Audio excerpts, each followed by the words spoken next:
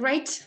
Welcome everyone. Thank you very much for joining our exciting webinar today. The topic for today is two ways how to manage home office stress in a corporate world. I'm a founder of Discover New New. It's a digital transformation leadership platform. And actually, our mission is to transform the way the companies operates. Each and every employee should feel appreciated, motivated, and rewarded. Reduce the stress level. Communication should be improved between employees, stakeholders, and customers. And also, your company will be in the best position to grow, to feel your mission, and make impact you want to make in terms of your business. Today we have two great speakers. Dana Levy-Hoffman, she's our certified trainer and corporate also certified health coach, and Leslie Calvo, she is mindset and business coach. Welcome everyone. Anyone who has a questions, please ask at the end, and I hope it brings lots of value to your lives and corporate lives and your personal life as well. First is Leslie. Hi everyone, thank you so much. Thank you for this opportunity. I'm excited to be on this workshop today, and just let me tell you a little bit about myself and how I became to be doing this job, and then I'll go into the training as well. As the wonderful Elisa said, my name is Leslie Calvo. I'm a mindset and business coach. I haven't always done that, although I've always been an entrepreneur and I've always worked from home, which is one of the reasons why I really know this topic particularly well. When I left university, I straight away started my own first company. I built it quite quickly to multiple six figures, and at the same time, I was also working as a consultant for companies such as Cartier, Dior, Vivienne Westwood. So from the outside, my life looked amazing. You know, I looked like I'd reached all the goals. Well, I had reached all my goals. I was a super high achiever. Though what was going on the inside was a very different story. I was at the time suffering from a lot of really intense imposter syndrome and anxiety and depression. And what was happening is I found myself many times waking up in the morning with like a gripping feeling of being found out, being a fraud, having that relentless negative self-talk. So this actually led me on a journey where first of all, I got help. I realized that I couldn't carry on like that anymore. And it also led me to start to retrain, because I wanted to know more about the brain, how it worked, how to change that self-talk, how to change the feelings of stress and overwhelm in your body. So I trained as a NLP master practitioner, as a Reiki master. I went deeply into hypnosis because I wanted to work out how the subconscious mind could be holding you back. So, and as I was training, as I was transforming, what happened was that people started to ask for my help. They started to see the transformation in me and saying, you know, how can you help me transform? How can you help me actually make the differences that you're making? And it started to grow as a business, and it started to just grow and evolve naturally. And then I sold my own jewelry business that I'd built up, and I decided to do this full time. And over the last 15 years, along with a team, I've helped the lives of thousands of people to transform their lives. So it's an amazing job. And as I said, I've always worked from home. I've always either had my atelier or my office here. So I'm very used to what's happened to in the environment in the world. I'm very used to working in that way. So I've got some really great tips to be sharing with you today. I'm going to share my screen and show you some slides as well. But I just wanted to give you a little bit of more information about me before I start. So here we go.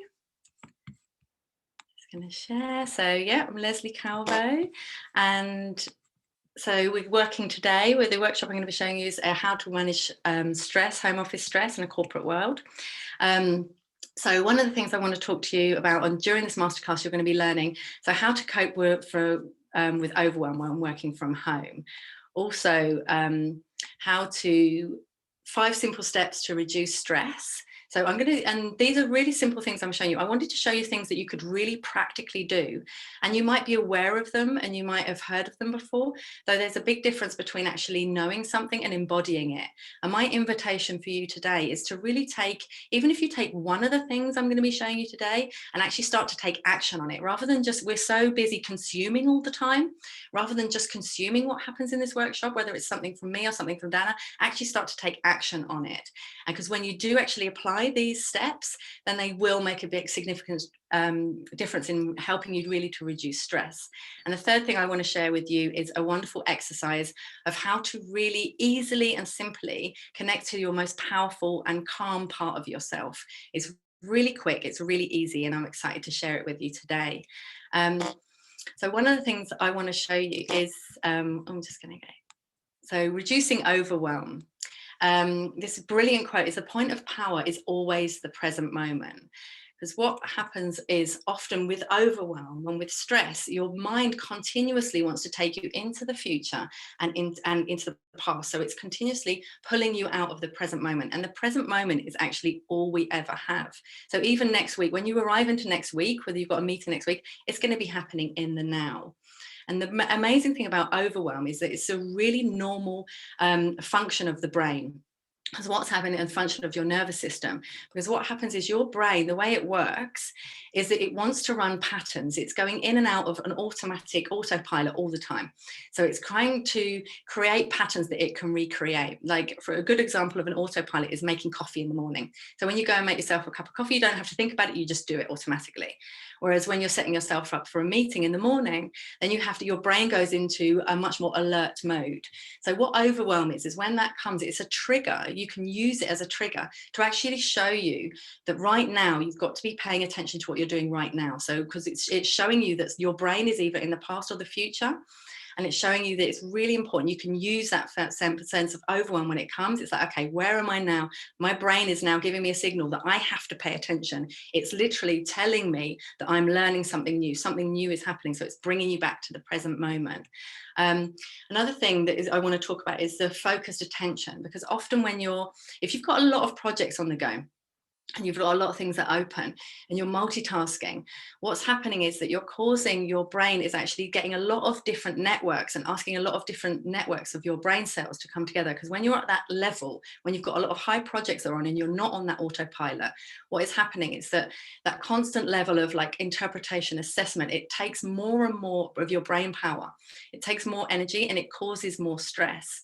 So one of the best things that you can do is really go and tackle one action at a time. So when you're starting your day, you choose, okay, what is the biggest needle mover for today? Either you do that the night before or the day that you start. Choose 3 or 4 tasks and then concentrate on that particular task until you have an actual output of it.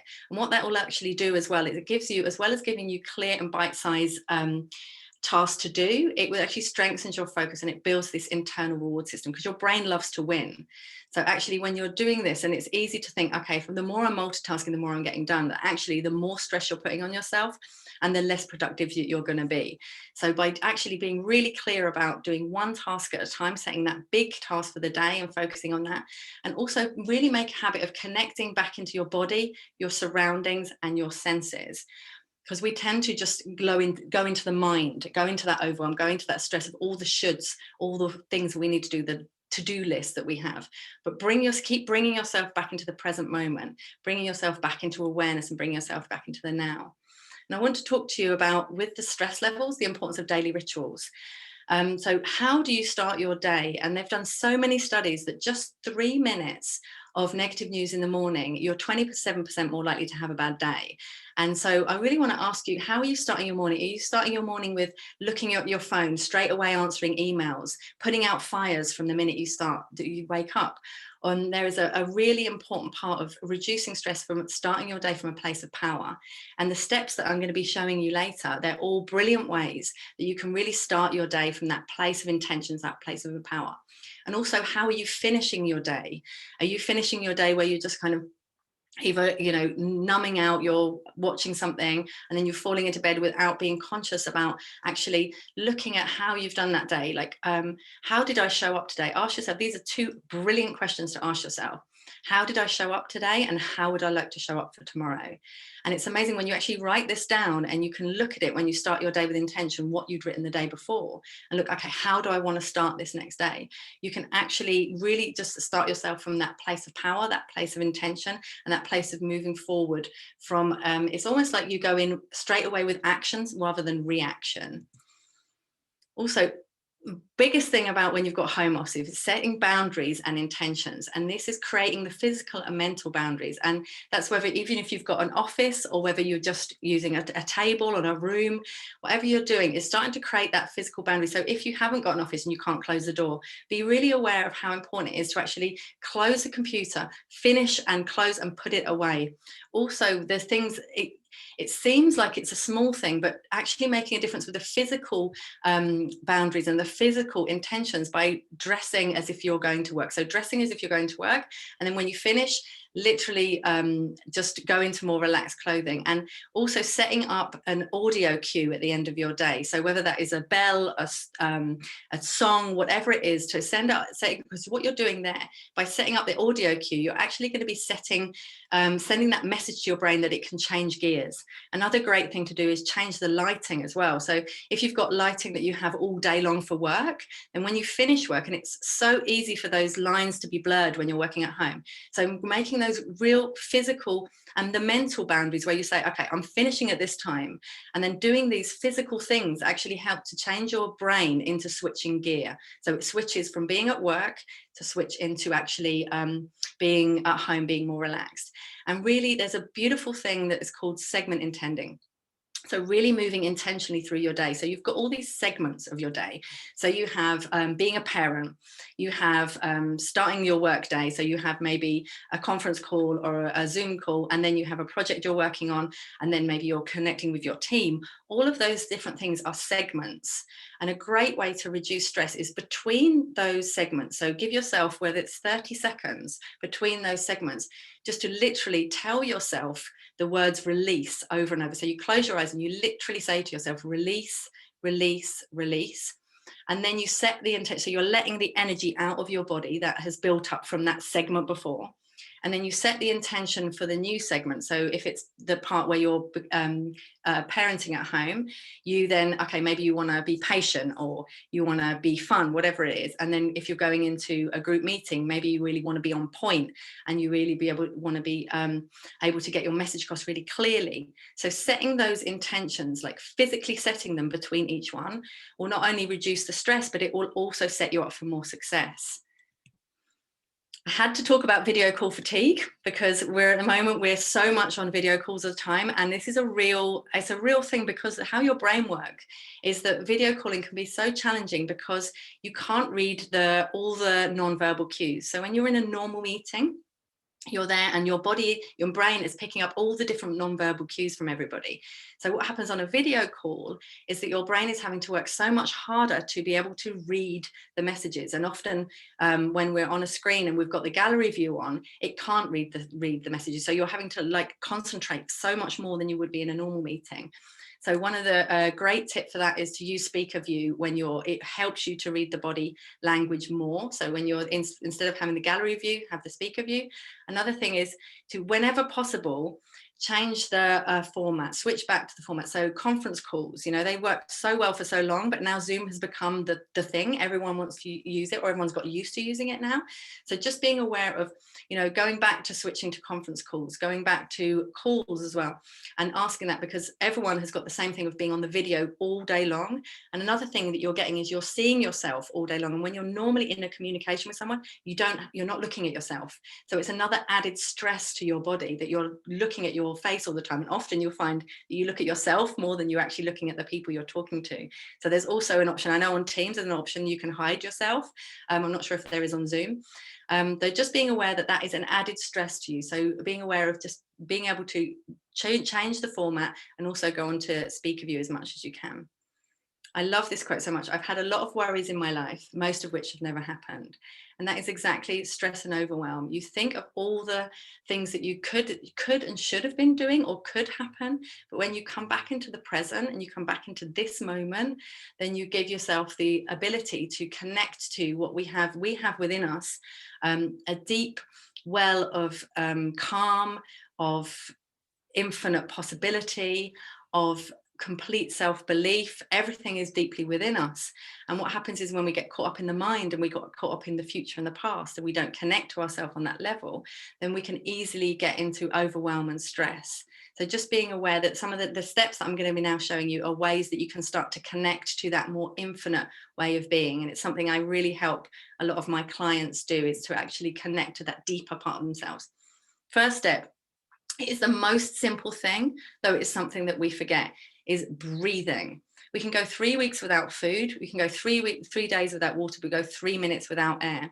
And what's happened is we have now built a society where we breathe into our chests, which when we breathe into our chest, that sends out a message into our body that we're under stress, that we are in the old, it would have been there was a tiger ready to pounce. But now we don't have that, but we're putting our body under an immense amount of stress while we actually, just from the level of how we're breathing.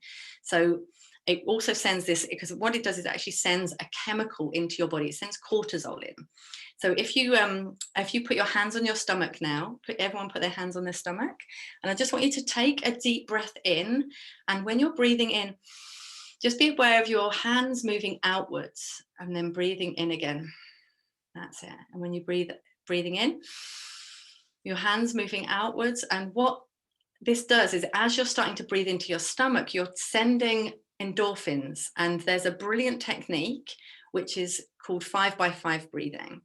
And there you breathe in for 5, hold for 5, and breathe out for 5. And you do that 5 times a day. So we're just going to do that very quickly now. So holding your hands on your stomach, we're just going to breathe in for 5. So breathing in, 1, 2, 3, 4, 5, and breathe out for 5. 1, 2, 3, 4, 5. That's it. And what you do is, by setting an alarm, you set your alarm 5 times a day to do that. You're reminding yourself, and I do this particularly when I've got big projects on the go, because we forget to breathe. And you're resetting how you're breathing. So you're reminding yourself that you're safe. You're reminding your body that you're safe. There isn't a tiger there that's waiting to pounce. And you're giving yourself endorphins, which is one of the best ways, the simplest, easiest ways of reducing stress. The second step I want to talk to you about is creating internal space. So when we talk about that, we were talking earlier about, I think Dana mentioned, now that you're working from home, you don't have those mini breaks where you maybe walk to the coffee machine or you walk to the water machine, and you take those little mini breaks. So really start to be aware of taking those breaks every 50 minutes. And so much research has shown that this can increase your productivity up to 20%. And if you haven't got time for a break, or you feel you haven't got time, just by literally standing up and stretching off and sitting back down again, that will increase your productivity. And if you can get out into nature, even better. If you can get and actually block off in your diary maybe 10 minutes, 15 minutes during the day, and having a lunch, actually mark it off in your diary so that you can actually take that time to go outside or take a proper break. And I really want to invite you at that moment, because often what we do is we might go outside, but we just take our to-do list with us. So we take everything with us. So you're not actually having a break. So this is a great opportunity that you have when you go outside, just to be really present with what you're in. So be aware of what you can hear, be aware of your senses, like what you can feel on your skin, be aware of what you're seeing, what is growing, what is happening. So even if you take 2 minutes of being totally present with what you're in and out of the mind and actually into your physical body, what that does, it's almost like giving yourself a mini break, because you're just allowing your brain just to completely rest for those moments as you come completely present. And try this out and see the difference it makes when you go out and you're really aware of your surroundings in that senses way, through your senses. And if you're just out there just thinking lots of things, it will make a big difference. And just to plan as well, set times during the day where you turn off all your notifications. We were talking about doing one thing at a time, taking one big task at a time. There's a great quote that says, if you give me an hour, it will take me an hour. If you give me 20 minutes, it will take me 20 minutes. So whether that's 20 minutes, half an hour, to do that project, just turn off all your notifications, because the way your brain works, it will do the simplest thing. So if an email comes in while you're working on a project, you will automatically want to answer the email because it's the simplest thing to do. So just turning off all those notifications will give you that sense of internal space that you have as well, because there'll be nothing else except for you and your focus. The third step, it seems like something that's so simple, but gratitude. And this is a great way to start your day. And when I talked about starting your day from a place of power, And the amazing thing is that the feeling of stress cannot exist at the same time as the feeling of gratitude, because gratitude is of a higher vibration. And there's an amazing researcher, Dr. Joe Dispenza, who's done so much research on actually looking at brain scans and how gratitude and thankfulness, how it actually affects you. Your brain actually gives off different brain chemicals. So it's not just an idea of like, oh, it feels nice. This actually changes your body's emotional state. And when your body is in a higher emotional state, then it is more able to cope with stress and overwhelm. So just that simple thing of saying gratitudes or being aware of gratitudes, again, set an alarm once a day or twice a day to be grateful. Or when you feel that feeling of intense stress in your body, just think of 3 things that you're grateful for, and you will notice a shift at that moment of the energy that you're having, and it will just give you that doorway out of that intense feeling that you're having at that moment. The 4th step I want to talk about is meditation. It reduces stress, it reduces anxiety and blood pressure, it increases calm, concentration, and relaxation. And if you've never done it before, just be aware of, there's lots of different apps that you can use, Calm and Headspace. I also give all my clients, I do a guided personalized meditation for them. I've got also a small meditation that I'm happy to share with anyone. If you'd like, I've got my email, you can send me an email and one of my team will send it over to you. And it's just about, even if you I remember when I set up my meditation practice, and I'd been meditating on and off for years. And I said, right, I'm going to do 3 minutes a day, because 3 minutes a day I definitely have. Even that will make a big difference to how you feel. The people who I work with who do 5 minutes a day have noticed they can handle everything that comes into them much better. They work better with their team. They've noticed they're reduced in their stress levels. So meditation is such a powerful thing. And if out of anything that I give you today, I would say this is one of the strongest tools that you can have for reducing stress. The last step is celebrate yourself, because this is something we forget to do. We think about all the things that we've done wrong, all the things that we should have done. We've got so much guilt and blame and shame that we have around ourselves, but we forget to celebrate ourselves. So take time every day to think about all the things that you've done right. Take time before you go to bed to think of 3 things that you're proud of yourself for in that day. And at first you'll be thinking, oh, there's nothing I'm proud of myself for. But when you actually think about it and you go into it deeper, you can actually start to really find, and your brain loves to win.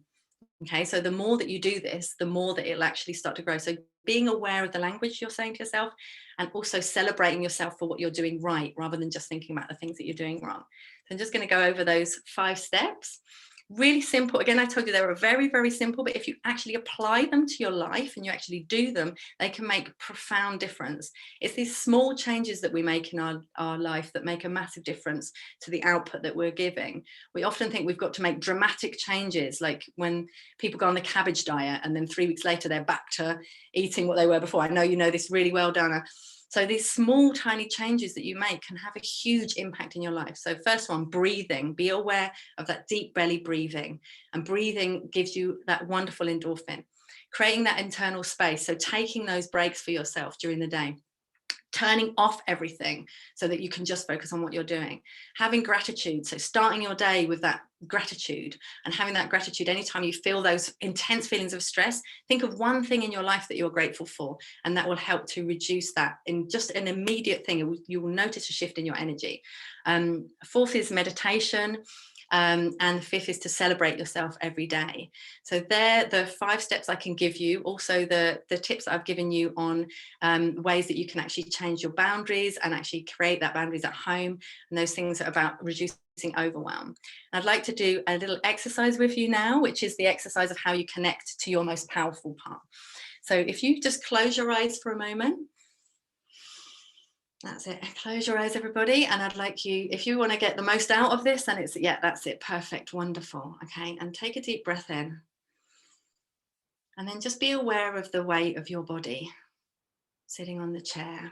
Be aware of your feet on the floor as you're listening to the sound of my voice, curious about what you may learn next.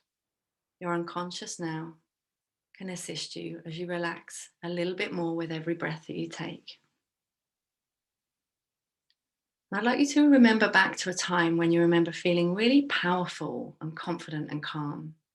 And it could have been a moment where you'd just handed in a project and everyone was really happy. So you felt that relief and also that feeling of amazing pride in yourself. Or it could have been a time when you were with friends and you'd just been given some really amazing advice to someone and you felt so good about yourself and at the same time, like you'd really made a difference. Or it could have been a time when you were with family or a time when you were on your own. And it doesn't matter which time, just the one that your unconscious picks for you now, as you float back through your book of memories to that time when you felt confident and powerful. And now that you're back there, as your unconscious now can assist you, you can see what you saw, you can hear what you heard, and you can feel what you felt. As that feeling of power and confidence and all those good feelings move and spin in your body, you can double that feeling, and double that feeling again, and double that feeling again as it goes all the way to the top of your head, down to the tips of your toes, dancing on the edges of your skin. As you see what you saw, you hear what you heard, and you feel what you felt.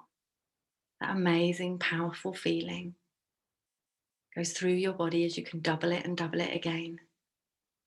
And in a moment, when you can come back to full alertness and come back to full awareness, you'll bring that amazing feeling with you, knowing that you can access it at any time you need to.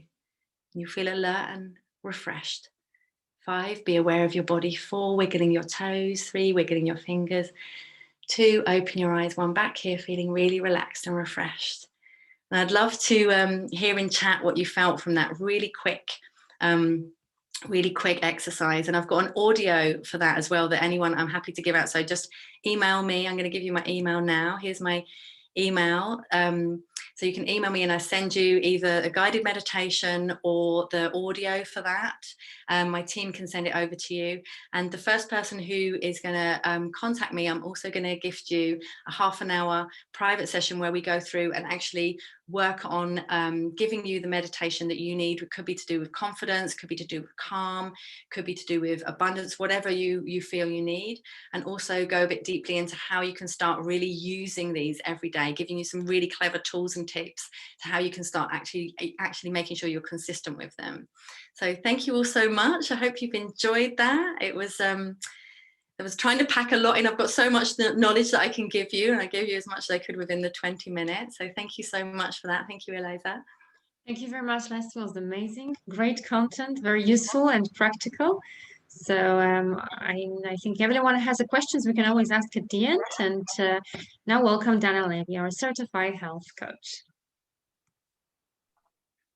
Hi, everyone. Thank you so much, Leslie. That was amazing. I love it. I hope everyone is excited and pumped and relaxed from the exercise that we did with Leslie just now. I know I am. So I hope to regain my kind of like good stress energy to deliver my information as well. I'll share a screen in a moment. My name is Dana. As Eliza said, I am a certified health coach. I'm specializing in gut health, and I help people gain more health and happiness while upgrading their lifestyle and food choices. So we basically work on deliciously sustainable lifestyle changes, one enjoyable bite at a time. Similar to Leslie, of course, I also have my, background story with depression, with overweight, with overwhelm, with really bad health. But I want to talk to you a little bit about other people today. Let me just quickly share my screen. Okay.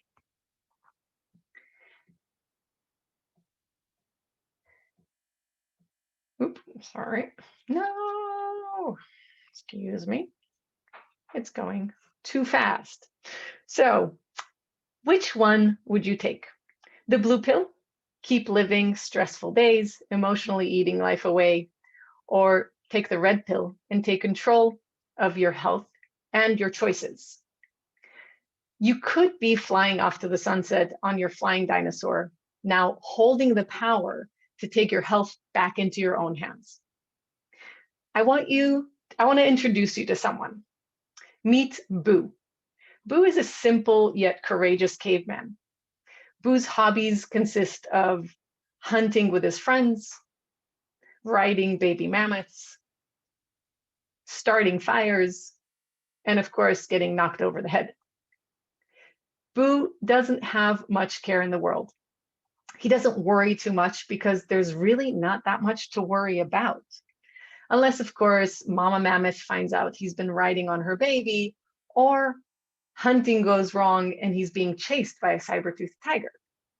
Now, as you can imagine, these are the moments where Boo is feeling really stressed. His brain shifts his body from the parasympathetic nervous system, aka rest and digest, to the sympathetic nervous system, fight or flight. He makes a run for it and ends up locking himself up in a cave, not knowing when he will leave again or get his next meal. His brain knows that not only will Boo not be eating anytime soon, he'll also need to preserve his energy to be able to run back to his own cave, once the coast is clear, of course.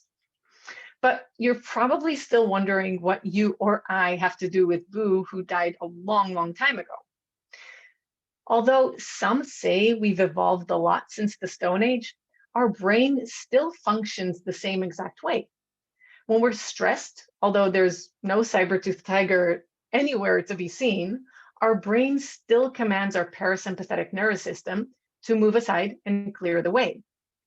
All digestion halts, energy is being preserved as fat cells, stomach acidity lowers, and oxygen in the blood is being sent away from the digestive system and towards our brain and our muscles. Now, your stress today is more common and more frequent than Boo experienced collectively during his entire life. Now, did you know that the leading reason for doctor's visits, we're talking about 60 to 80%, are related to stress? And did you also know that only 3% of those patients will actually receive stress management help? We live in a world where we cannot avoid stress. In fact, a certain amount of stress is actually healthy for our well-being, and it keeps us on our toes. Some of us work better under pressure, while others try hard to avoid it and end up stressing anyways. So, what is stress? Stress is any type of physical or mental or emotional factor that causes tension in the body, leading to physical, chemical, and or behavioral changes. When we're stressed, we're more likely to reach out for food. We often eat mindlessly, and our food choices will most often lead to non-saturating processed foods that will leave us wanting more and putting even more physiological stress on the body, bringing us back to square one. Our mood is likely to get affected by being stressed. And as we all know, being moody is exhausting. So we're tired, we're stressed, and we're malnourished. Now, sleep or the lack of sleep is another huge reason why we often find ourselves munching mindlessly in the evenings to stay awake. And during the day, because we're so tired since we stayed up last night, munching. You see where I'm going with this. Now, stress is no joke. Continuous release of stress hormones can cause huge list of problems, from damaging our immunity to autoimmune diseases to heart problems and even diabetes. But instead of naming all of those, I want to tell you about one of my clients, Dina. Dina came to me about a year ago, suffering from roughly 1 million problems. She was trying to lose weight left over from her pregnancy. Her child was 7 already. She was juggling work and motherhood, which left Dina fatigued and not being able to find a healthy work-life balance. She was suffering from IBS and acid reflux. She would constantly get sick. And when her doctor found out that her blood sugar is elevated and her body was inflamed, he suggested that she would talk to me. Luckily for Dina, she has an amazing doctor. So 5 minutes into the consultation, I could tell that Dina was depressed and desperate. She was considering quitting the job that she loved so much and was in tears when she told me she couldn't enjoy the little time that she had with her son. She was afraid that her husband will soon walk out on her, and a thought that only contributed more to her daily stress. Now, Dina was what I call a powerhouse lady. One of those, I did a million things today, why does it feel like I got nothing done type of ladies. Work, family, friends, social life, working out, chores, shopping, car, cooking, fighting with her son, being intimate with her husband. I'm exhausted just naming all of that. Now, she was eating relatively healthy. She tried to keep up and keep active, and yet she was falling apart. So I gave Dina the option, blue pill or red. Dina's reply was, the blue pill got me nowhere. I'm ready to finally make a change. Give me the red one. And this is what we worked on. First step, confronting your emotions. Now, this will resonate with probably everyone here. Most of us have been raised to suppress our emotions. As a child, when you came home crying, you were told, stop that, stop crying, stop being emotional, it's nothing. And then we were given a snack. And more often than not, the snack was not a carrot, but rather a carrot cake. Now, ever since then, when we have a feeling surface up, we try to physically push it down with food, just as we've been taught. But when was the last time you actually confronted your emotions? Try to investigate why you felt the way you felt. Maybe cry it out or go for a fresh walk, as Leslie said, and give some quality time to yourself. Even if you decide to go for some soul food after doing all of that, your body will process it a whole lot differently. And most likely, after giving yourself some self-love time, your choices will be a whole lot different. Second step was to get some well-deserved rest. Sleep is so underrated nowadays. People actually walk around comparing how little sleep they got as if they're heroes, let alone the health impact that not getting enough sleep makes on our bodies. Being tired is only sabotaging our chances of not reaching out for food or overstressing. When we're tired, and this is especially true for women and caregivers, instead of going to sleep, we grab food. Women are 60% more likely to eat when they're tired rather than go to bed. Our brain signals that we need more energy, and we translate it into grab carbs and sugar quick. Now, looking into why you're reaching out for food at 9 p.m. and moving your bedtime earlier rather than getting a second wind with a bag of potato chips will already help you start on the right foot the following morning. And speaking of the following morning, now that you're well rested, you're ready for a nice breakfast to carry you through the day. How you start your day will make a huge impact on your energy levels, on the ability to take on more stress, and on your food choices for the rest of the day. So it's really worth starting it right. The right diet can do wonders to reduce stress's impact on your life. When you eat whole, real foods, you restore balance to insulin, cortisol, and other hormones. When you clean up your diet from those brain-rotting molecules like caffeine or alcohol, refined sugars, you're able to maintain a healthier mindset throughout the day, even when things get hectic. And please don't get me wrong, I am not against coffee, just against what we put in it. Replacing the mentioned above with clean protein, with healthy fats, leafy and cruciferous vegetables, berries, and non-gluten grains will help control your gene expression, your hormones, and your metabolism. When you eat the right foods, you balance your blood sugar, you restore hormonal balance, and reduce stress's damaging impact. The best way to start the day is either with a nutritious breakfast, and spoiler alert, it does not involve bread of any kind, cereal of any kind, or sugar at all. Or better yet, doing intermittent fasting the right way. Now, we unfortunately don't have enough time today to get fully into intermittent fasting too much, but the basics are to support your body the right way in order for the fast to support you. Having a low carb, high fat, and high quality protein before starting the fast is super important. Knowing what you can have during the fast and what can actually put your body in a fasting state faster and knowing what to have when breaking the fast instead of jumping right into a huge meal will make a ton of difference. There's also a huge research nowadays about how long a fast should be, and we're talking about a minimum of 16 hours, but all of that would take another few hours for me to cover, so I'll just have to leave it at that for now.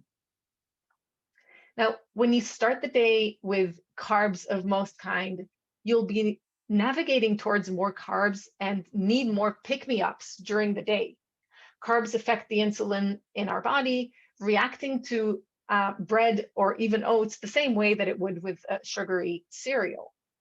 If you start the day with a couple of eggs made to your liking, maybe some tomatoes and an avocado, good quality protein, colorful fibers, and plenty of healthy fats, your day will look a whole lot better for sure. And if you decide to focus on intermittent fasting a few times a week and do it right, your cravings will also be a long and forgotten story. Last step is take control over stress. Now, it sounds funny, I know, but now that we've confronted your emotions, got some well-deserved rest, and gave your body the fuel that it actually needed to start the day, you're at a much better place to tackle the stressors in your life. Now, Leslie did an incredible job digging into some great tips, so I won't be adding more at this time, not to overwhelm you with too many ideas. But if you're like Dina, which I hope you are, you'll be using these methods and more, at least more than once, in combination with Leslie's, of course, more than once a day. Dina managed to get her life back on track. She saved her marriage, she lost weight, and she is enjoying her growing boy. Her health keeps getting better and better, meds free, and she's now the CEO of the company that she loves. So eating healthy is super important, but if you stress, you don't digest. So do yourself a favor, take the red pill, take your health back into your own hands. Thank you. Thank you very much. It was brilliant, Dana and Leslie. Very useful. I hope the topic resonates with our audience as well. I'm sure it is. We all work in stressful environments in different companies. So if anyone has any questions, you can ask our speakers now. Yeah, share whatever is on your challenges at the moment in terms of the stress management or your diet. You can ask Leslie or Dana. So don't be afraid, please feel free. I would like to start with in order to have some questions. First of all, both of you, it was a really good matching theme, the one of Leslie with the 5 steps. Very fine. I'm familiar with that, and I'm fine. I'm less fine with the subject of digestion, I have to say, to Dana, and especially when it comes to the night, working now since 11 months from home, I have to say I have a hard time not to fall asleep, but to sleep. So I came only to an average to 4 hours a night, and for long term, this is really creating me a little bit of stress, especially in terms of getting tired during the day, you know, even if I don't miss nature, if I don't miss to go out. But I think it's concerning the food. I may have some problems with the food. I do already since a couple of time the 8-16 interval diet, because I realized, of course, when I stay very light in the evening, I have a better sleep, and as well if I don't drink my lovely glass of wine. So I think you mentioned also alcohol. Is really alcohol at the evening so much influencing? Could it be an issue of creating me troubles? I stopped already drinking coffee after 12 o'clock because I know this is an additional problem for the rest in the night because of the caffeine. But what about red wine? I'm just drinking red wine. Sure. So let me touch both. I'll touch both the caffeine and the wine. Definitely. You know, there's a big misconception. We feel like because when we drink, we fall asleep easier because it just kind of like, you know, we get drowsy and we just fall asleep. Fact of the matter is that it is actually damaging the quality of your sleep. So you might be falling asleep easily because you had, you know, you knocked up a couple of glasses, but at the same time, the actual quality of sleep has been damaging. And it goes along with other things that I will mention in a second, but definitely drinking alcohol in the evenings is not going to support quality sleep, right? So I would say if you can keep, I always talk about recreational drugs.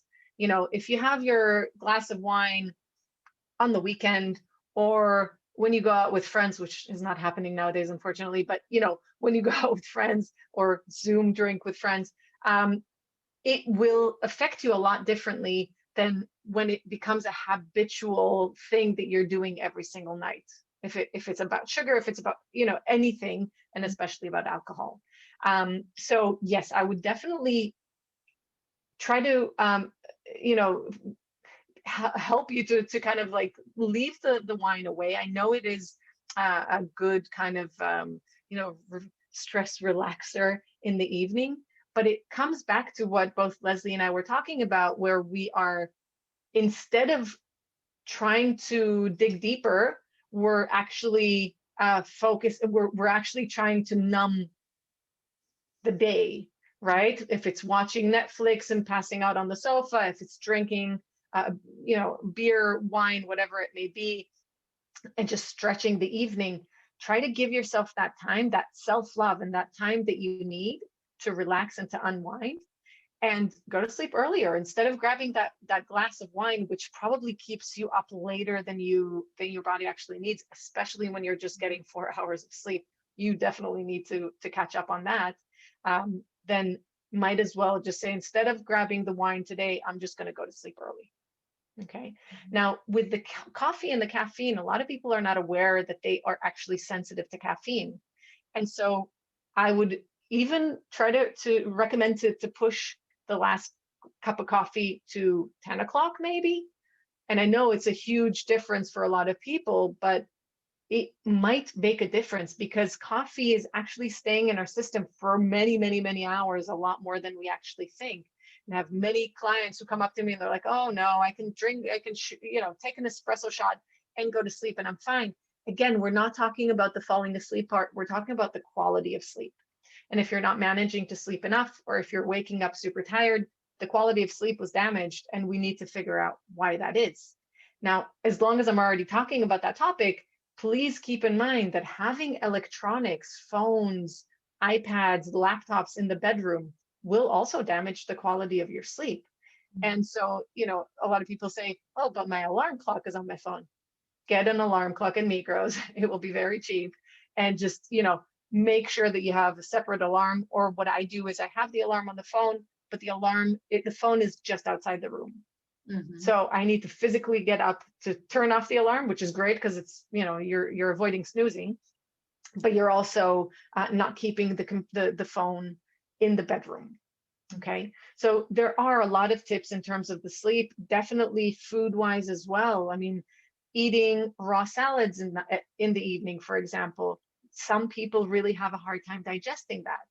And so I would say go for warm cooked food in the evening, keep the kind of salad and lighter stuff for lunch.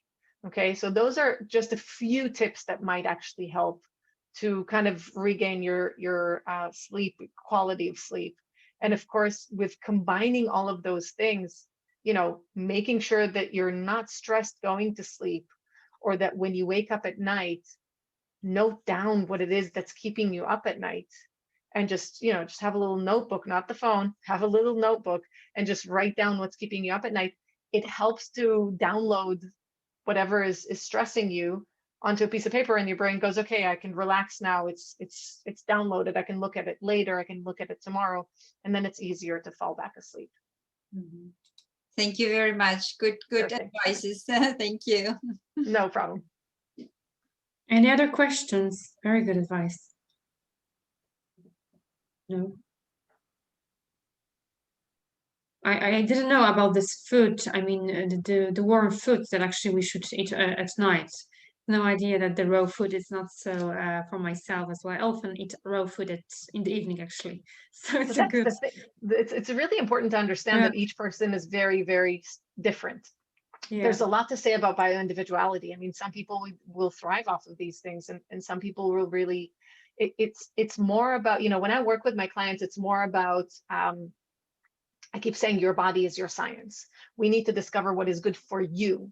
I know a lot, but I don't know your body, and I don't know what will tick it and what will be good for it and what won't. I know a lot of things that won't be good for it, but I'm not able to tell you, you know, if you're allergic to carrots, all the studies in the world can say that carrots are amazing for you, but you don't want to eat it because you're allergic to it, right? And those are things that we just need to discover together in order to be able to know what is good for your body and what isn't. So it's just trying, you know, experimenting, doing like 3 days of eating warm food in the evening, cooked, basically cooked, even lightly steamed, something that is easier to digest, in the evenings, and seeing if that affects the quality of your sleep, if you feel better.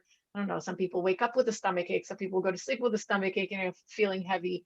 It's just a little experiment for each one of us to do. Right. Oh, Alessandro, you need to unmute yourself. Unmute. I think Alessandro has a question. No, we don't hear you. Okay. No. Still can't hear you. Sorry. No? Speaker. Yes. Yeah. Perfect. Yes. Oh, it's always, sorry, but my pardon. It's always good, you know, to do a blood analysis. I speak for myself. Sometimes I was dizzy, or something like cramps, and then I found out I have cholesterol. It's like, it's like I was predicting something. Maybe sometimes it's very simple, you know, to have like a proper food, proper things. Always to be even careful. Sometimes, you know, we eat raw food and then we got stomach plasmosis. So always clean the food, even vegetables. You never know. So sometimes I totally agree with Dana. Is a proper kind of, you know, life and food, alimentation, and everything. It really helps. Sometimes even I speak for myself. We sometimes I was feeling like dizzy or something, not concentrated, and then I found out it was coming from cholesterol, high cholesterol. So that's now I feel very better.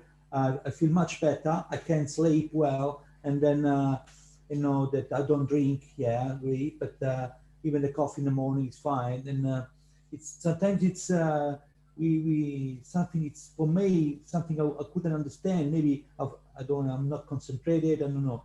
Maybe it was something wrong. I'm stressed. It was just a matter of proper food eating. You know that I was not eating the right food at the right time. Yeah. Yeah, 100%. I mean, it makes such a difference. And I find that a lot of people don't have to make huge changes in order to already feel the difference. And that's the nice thing about it, is that we don't have to go all crazy and do like detoxes. I mean, our body can detox on its own. You know, we don't have to go through these crazy things, but because of our lifestyle and because of our stress, I feel that people need to, it's all or nothing usually. It's black or white. So we're working every single day. We're going crazy. We're, you know, especially nowadays, this past year has been the longest March ever. I don't know about you guys, but all of this, you know, stress and everything. And then we say, okay, weekends, we let loose, right? So we're hardly sleeping during the week. We're sleeping 12 hours to 14 hours during the weekend. Or we will work like crazy and then we'll take a month or two off to India to do a detox, you know, like a juice detox or something like that. And then what happens? I mean, what happens is that we come back to the same stressful life. We haven't changed anything. We've just taken a time off instead of making small and sustainable changes that actually work, just like Leslie and I work on.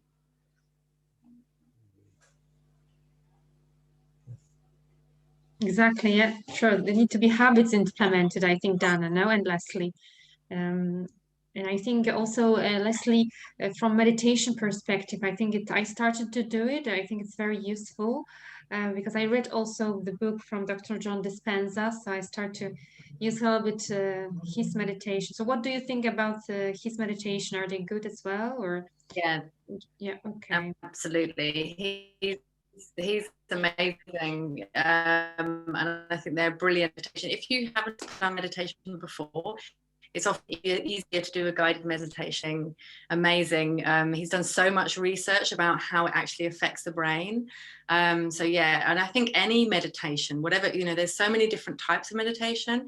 And if there's one, and I think the thing about meditation is when you first start it, is to find the one that suits you. It could be through chanting, it could be silent meditation, it could be active meditation. There's a lot of different types. So just try some different ones to see what works for you, because it has so many benefits on so many levels in your life. And as you get more used to doing it, then you can go into the silent meditation where you actually start connecting even deeper with yourself and connecting to that amazing space that we have inside, which is all knowing, all encompassing. Like, we have this incredible wisdom within us. But just take those baby steps. As Dana said, it's just making those small steps at the beginning. And even 3 minutes a day, 5 minutes a day will make a difference in your life when you do it consistently. So yeah, and Joe Dispenza is wonderful. So yeah, well done for doing that, and well done. How have you found it as well? What difference have you noticed when you're doing it? I also, from one of our partners, I started to do the book Become Supernatural. He has an amazing book, and then Jennifer is starting to do this meditation, so she sent me a couple of them, and I started to. Yeah, it's really great, and the book is amazing as well. Really, really fascinating. So. Yeah, and it's giving yourself that time every day that is just about you as well. It's so much about everyone else and everything else. And we're consuming so much, now, and we're working so hard that actually to gift yourself that time, even if it is just 5 minutes a day, where it's just about you and connecting to yourself, is just such a powerful thing to do on so many levels, of feeling like you've achieved something, feeling like that you are worthy and you deserve it. And also, when you do it consistently every day, you will see a difference. You will see a difference in your life, 100%. So it's well worth it. Amazing. Thank you. Any more questions, Lisa or David? You have asked any questions to our... One question for me. Yeah, we hear you. Can you repeat? No question from me. But Okay. I agree with the meditation, and as well as the coffee. I used to have 2 cups of coffee twice in a day. So I think the coffee is, that part is affecting me a lot. So especially the one that I take in after dinner. So yeah, I think I do agree with the meditation, and it is something that I believe that will help. Especially it comes with the breathing. Thank you. Great. Thank you very much, everyone who joined. Sabine, there's any question? No. All good. No, I just take the occasion to give compliments to both of them, and I really have to work with these inputs. They have been so useful, absolutely, and thank you very much. I sure will write a little email to to Leslie and try to improve my daily life, since I live at home like many of you. And I'm very positive, always positive. Yeah. Excellent. That's so important, actually. It's so important. Just a couple of things that I wanted, to add for Leslie to continue, because I don't do a practice meditation, but I don't practice it with my clients on my own. Something really important that someone actually told me, a friend of mine who does a lot of meditation, she said people expect to not think about anything when they're meditating, and then they think they're doing it wrong, and then they don't do it. And I think that's a big flaw, isn't it, Leslie? Yeah, absolutely. And that's when you go into silent meditation, because your thoughts will always be there. Your thoughts will always come. And what happens is, the more you meditate, there is a gap between your thoughts, and the gap between your thoughts starts to get bigger. So your thoughts will always come, but they will just move through. Let them move through. And that's one of the reasons why guided meditation is really good at the beginning. Though silent meditation is so powerful. And I think as well, people think, when you first meditate, it can be boring, You know, they kind of think all this stuff should be happening, but actually it's the practice of doing it regularly, and the practice, and the more you do it, the more you get used to sitting in and actually silence and listening. Start to listen to yourself, because you have that voice of wisdom within you. Everyone has that connection with themselves. You're born with it. And the more you can sit with yourself in silence, the more that you and actually listen to what your inner knowledge or inner wisdom is telling you, then the more that you can connect to that incredibly deep space inside that is constant. You have that. It's peace all the time. There is peace there all the time that you can connect to at any point. It's just training yourself. And you're exactly right, Dana, that those thoughts will come. And it's just getting, it's just in like anything, it's doing it over and over again. Like the first time you go to the gym, first time you learn to walk, first time, you see kids there when they're, they fall over, but then they get up again. It's just keep doing it, even if it's 3 minutes a day. And particularly at the beginning, I always advise guided meditation, because it's a kind of easier way to start giving yourself that practice of just doing it every day. And yeah, and even like a lot of my clients, just from doing 5 minutes a day, they see a huge difference in every aspect of their life, which they were so surprised. They were like, what's 5 minutes going to do? 5 minutes isn't going to do anything. You kind of imagine you've got to be doing it for half an hour, but that you can then build up on. But yeah, definitely, you're not doing it wrong. Just stay with it. Let the thoughts be there, and just keep bringing yourself. The easiest way to do it is keep bringing yourself back to your breathing. Just keep bringing yourself, and every time a thought comes off and you go off, you just keep bringing yourself back to your breathing every single time. And then your breath. And that's all it is. It's about focusing your attention other than on your thoughts. It's about focusing yourself inside. So yeah, thank you for bringing that up, Dana. No problem. Yeah, I mean, I really do notice this with my clients as well, is that when they do start practicing meditation, honestly, just like you said, anything that they take a step forward to, which brings them closer to self-love and self-respect, is already a step forward, and it is already going to be more sustainable than anything else that I've been doing so far, because those small baby steps will actually get you so much further than those crash diets or this, meditation week or whatever it may be, where you say, okay, this is the limited time that I'm going to do it for, and then I'm going to forget about it. Rather than that, just take one of the things that you learned from one of us today and just apply that. It's so much, feeling good feels good. So it is much easier when you feel good to want to feel even better when you apply these things, for sure. And I would love to invite anyone who wants to have a consultation. I mean, Eliza just wrote it. If you want to have a consultation, I'm sure Leslie offers them as well. I offer them as well. Just we'll sit down for about 30 minutes and figure out what steps you need to take forward and how we can help you do that. Yeah, definitely contact us, contact them directly, or you can also send us the email info@discovernew.net.